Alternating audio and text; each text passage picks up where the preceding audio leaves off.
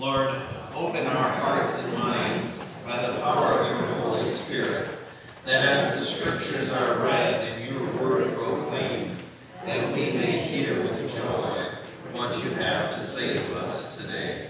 Amen. At this time, I'd like to invite Debbie up to share our Scripture reading from John chapter 2.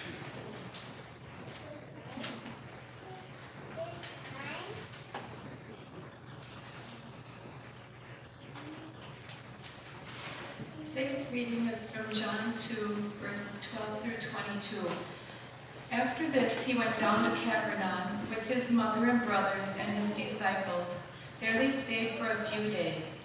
When it was almost time for the Jewish Passover, Jesus went up to Jerusalem. In the temple courts, he found people selling cattle, sheep, and doves, and others sitting at the tables exchanging money. So he made a whip out of cords and drove all from the temple courts, both sheep and cattle. He scattered the coins of the money changers and overturned their tables. To those who sold the doves he said, "Get these out of here. Stop turning my Father's house into a market." His disciples remembered that it is written, "Zeal for your house will consume me." The Jews then responded to him, "What sign can you show us to prove your authority to do all of this?" Jesus answered them, "Destroy this temple, and I will raise it again in 3 days." They replied, "It has taken 46 years to build this temple, and you are going to raise it in 3 days?" But the temple he had spoken of was his body. After he was raised from the dead, his disciples recalled what he had said. Then they believed the scripture and the words that Jesus had spoken. Thank you, Debbie. This is the Word of God for the people of God. Thanks be to God.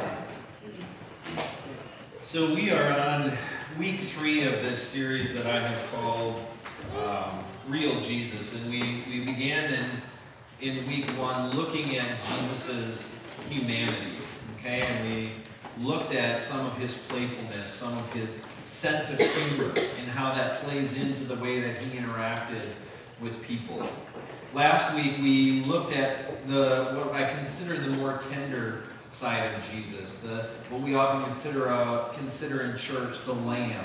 Okay, and we looked at things like Jesus' generosity, his humility, his compassion, and his love for other people. Okay. Well, today we're going to look at a different side of Jesus, and one that the church doesn't always like to talk about, and that is what we'll call the lion side of Jesus. Okay?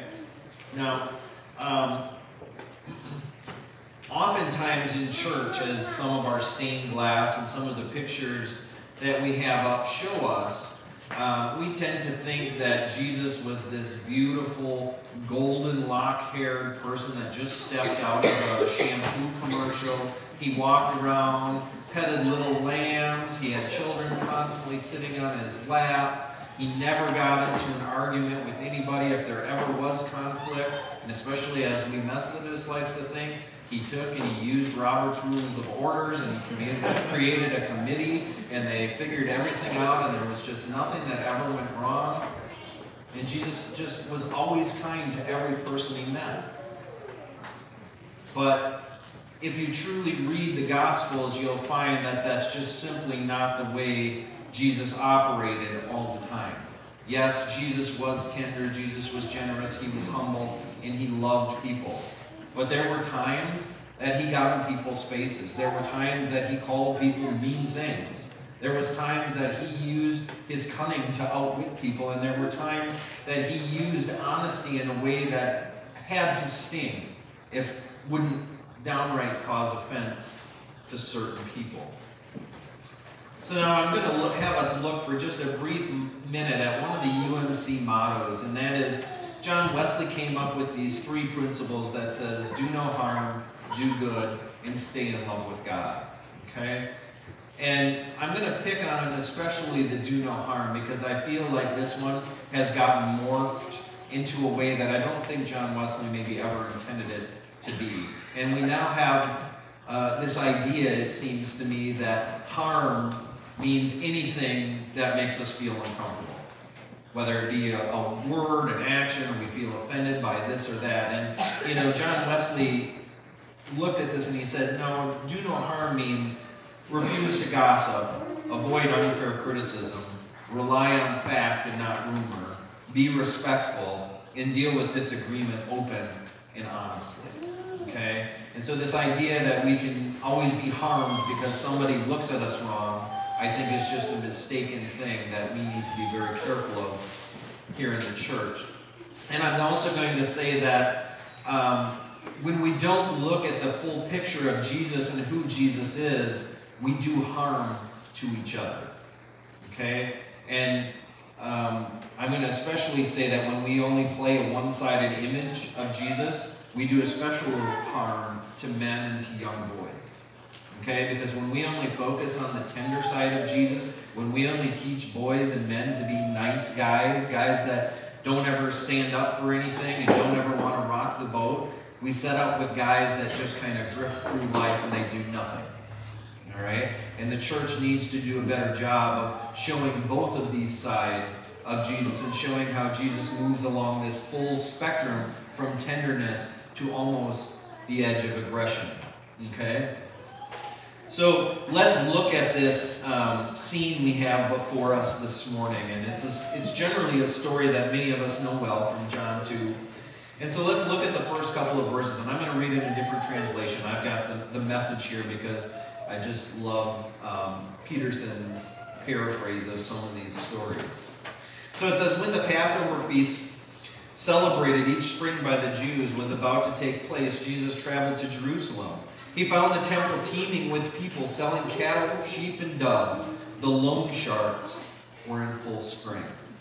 So now, picture this, if you will, for a moment. Okay? You're in church, but rather than being there to worship God, you're basically come to a circus. You've got people that are there to fellowship and celebrate. You've got people that are more concerned about outward appearance than actually worshiping God. And you have people taking advantage of other people who have to buy these certain sacrifices to fulfill the law. Okay? Now, I think the beauty of this is that if you read Old Testament Scripture and you look at the way God outlines the sacrificial and ritualistic system, you'll see that these different animals were designed to help people of different financial means. And so if you couldn't afford a lamb or an ox, you could afford a dove because they were the smallest. And so no matter what your means were, you could afford that and you could participate in worship. And so now imagine for yourself, you sitting in church, you being Jesus, and you seeing all of this go on before you.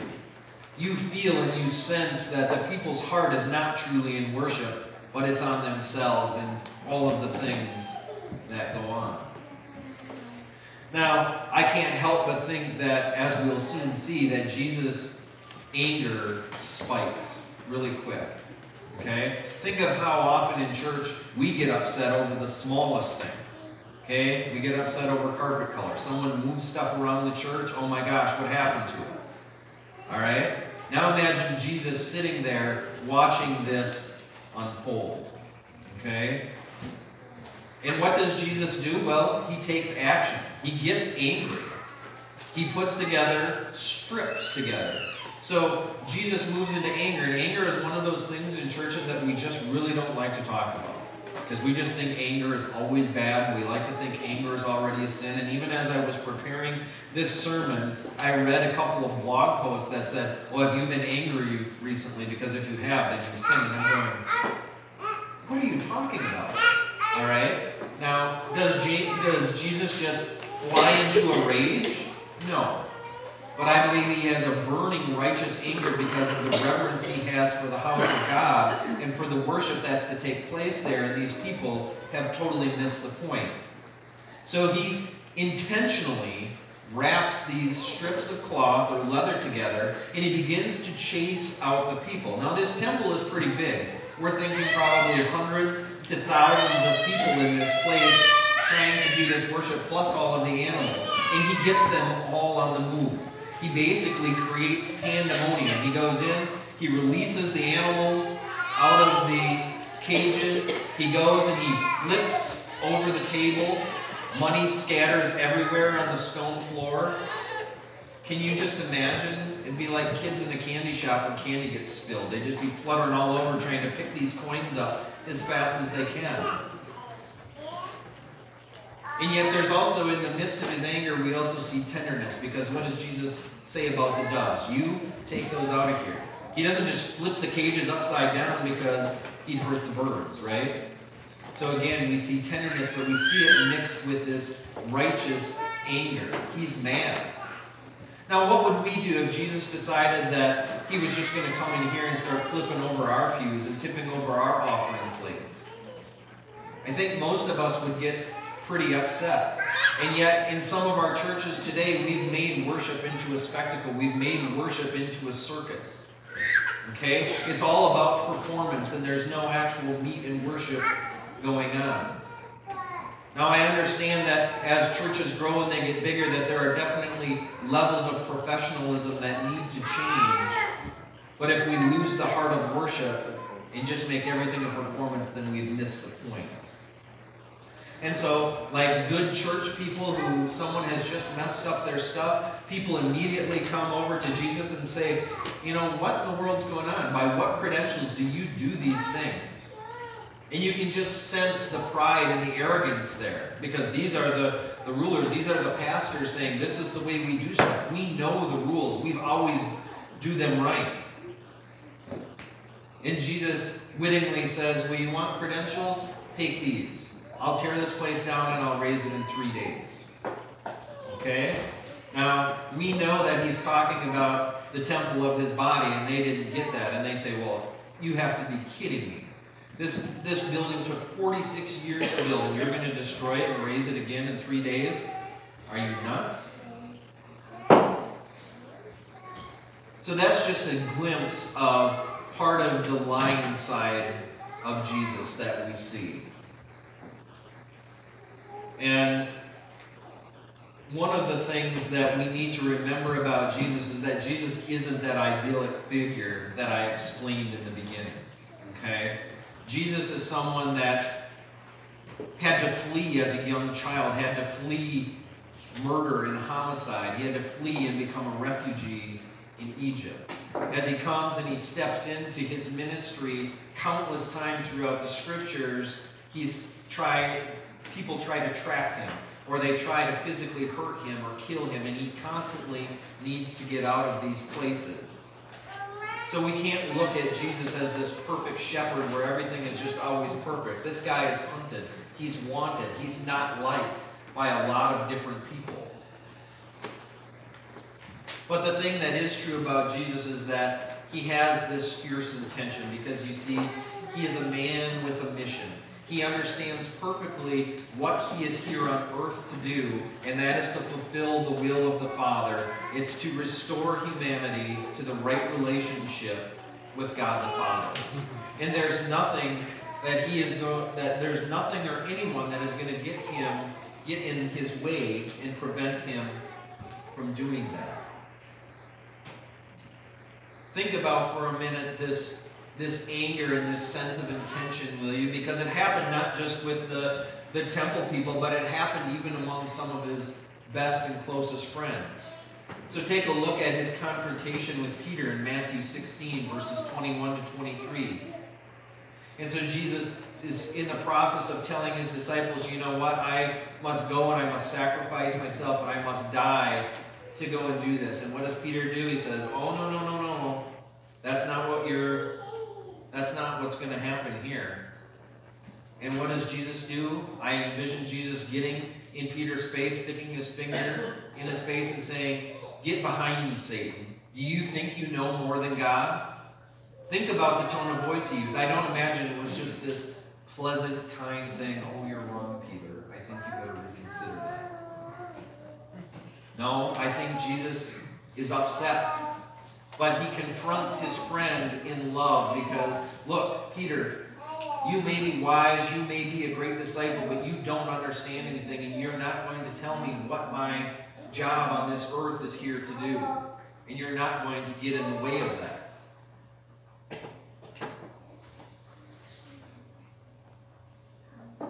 And so, friends, Jesus is willing to upset the status quo, but he doesn't deviate from his mission. And as we look at this idea, this characteristic of what John Eldredge calls fierce intention, I have to question us and say, what is our intention? What is our purpose? Are we truly doing all that we need to do to accomplish it? Or are we trying just to be nice Christian men and women? Not willing to offend people, not willing to rock the boat, not wanting to face rejection from what other people think of us.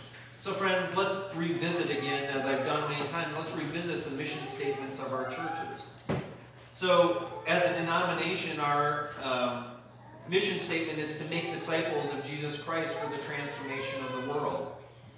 Here in Bloomer, our mission statement is to share the good news of Jesus through our worship, our education, and our role in community.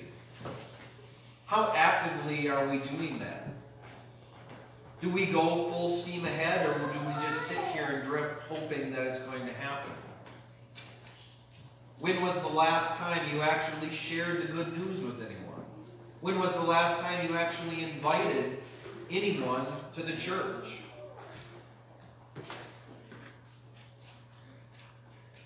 Now, friends, Jesus, as we see in the temple story, he's not afraid of confrontation, and I think we don't need to be afraid of confrontation either.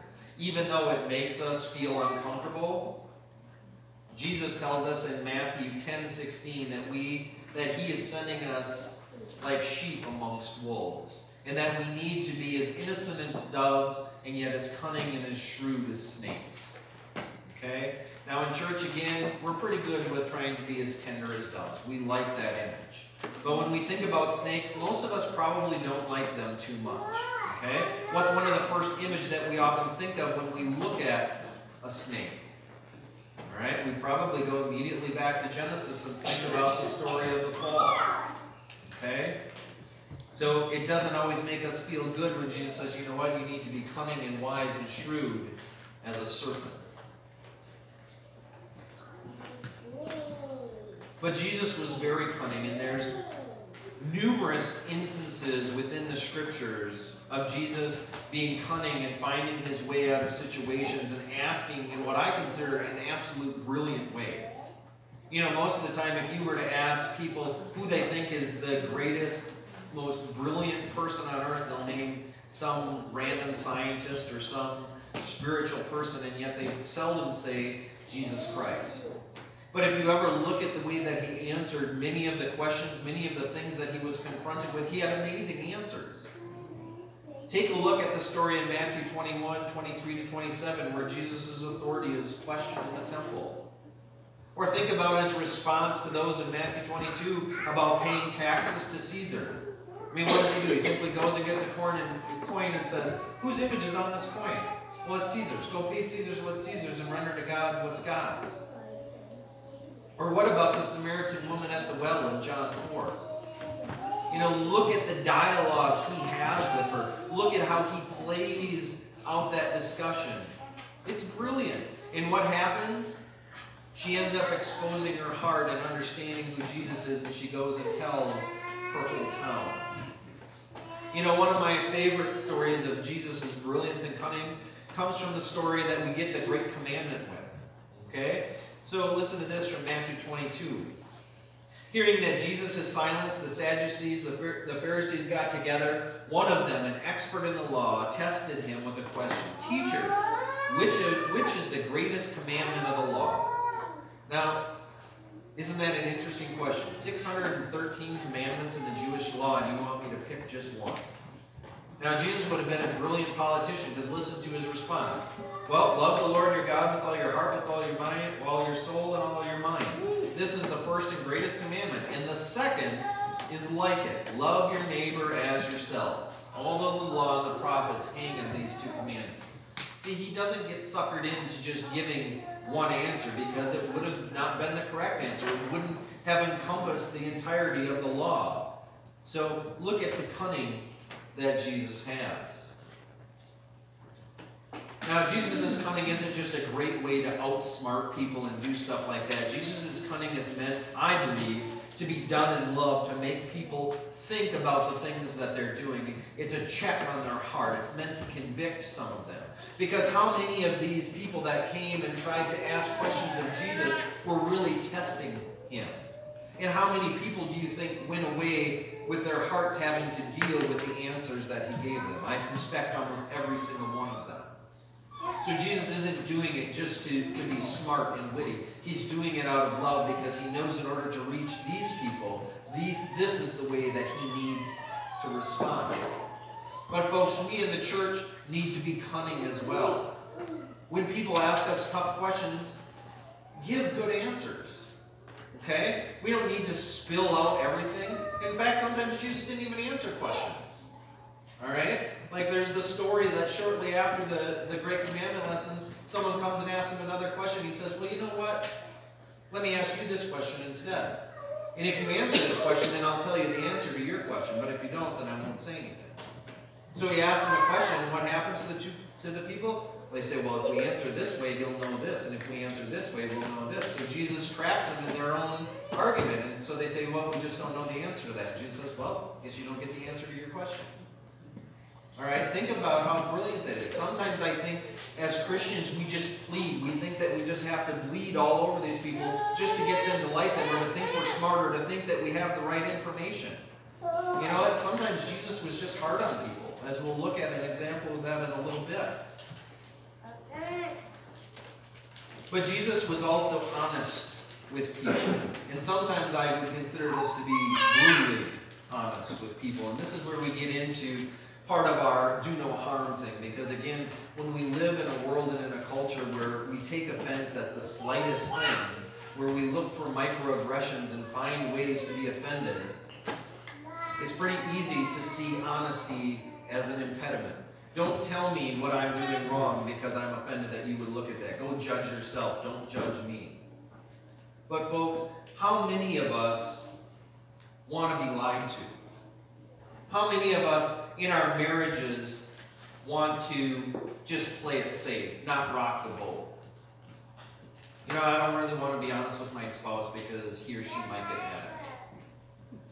You know what? I see my kid or my grandkid in these very destructive behaviors, and I know where that's going to lead. But it's his or her life, and I'm just going to let that go because I don't want to make them mad.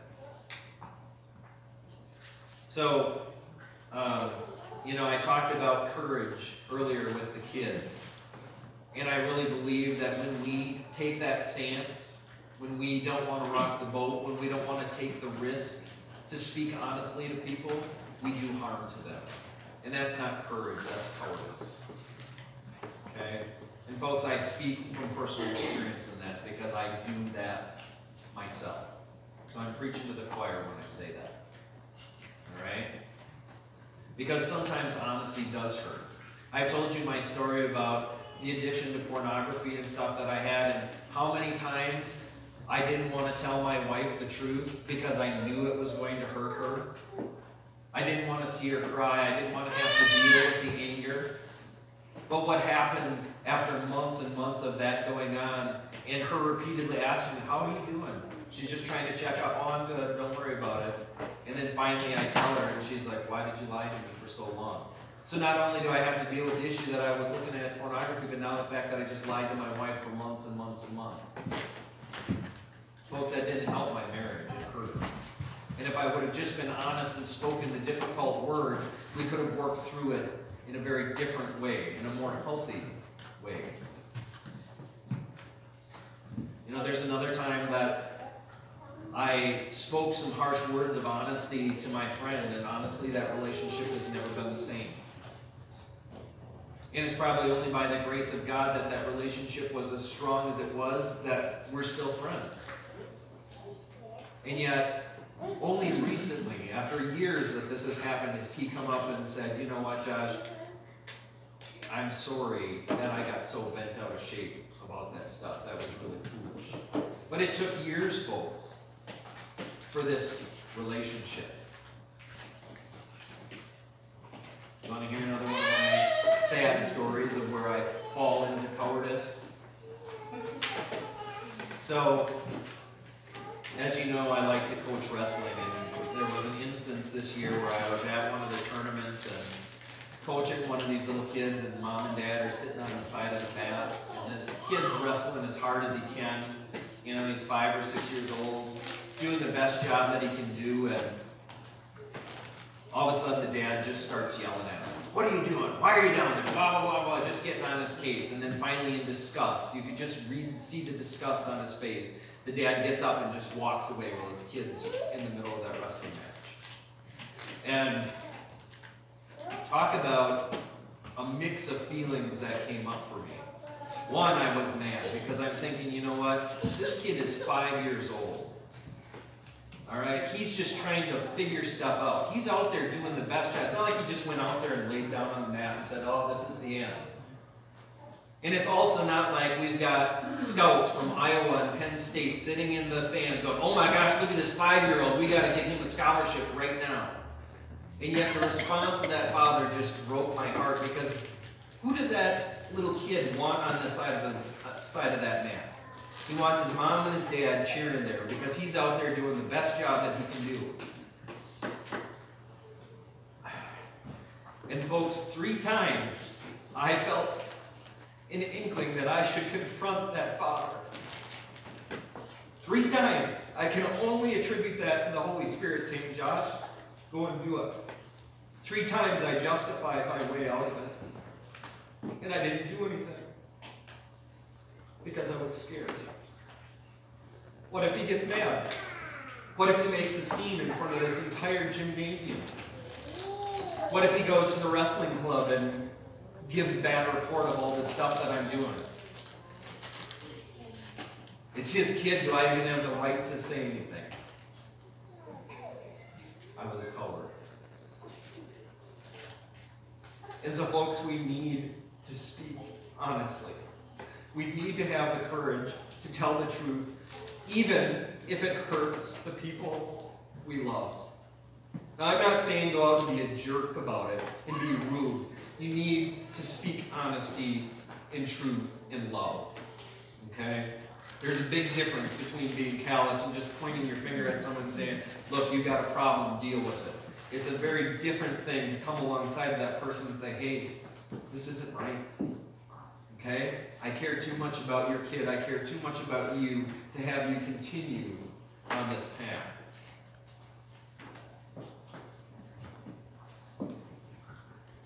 And so, folks, those are some of my stories.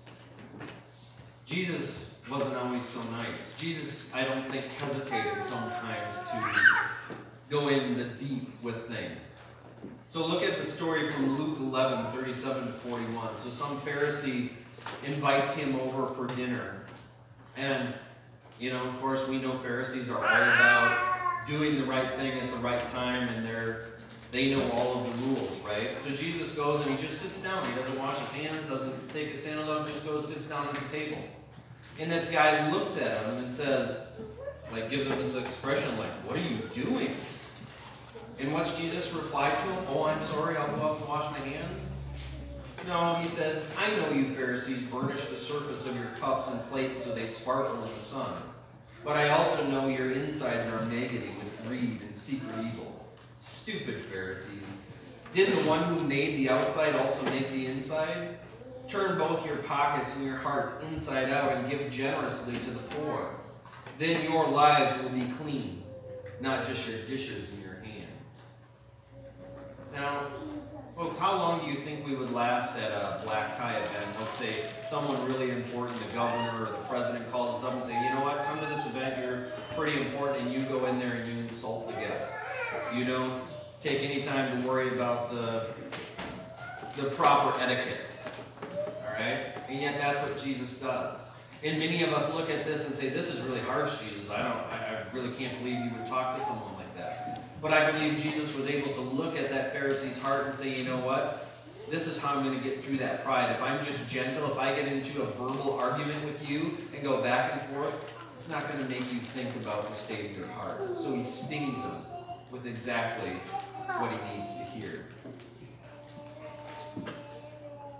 And then what about the Canaanite woman?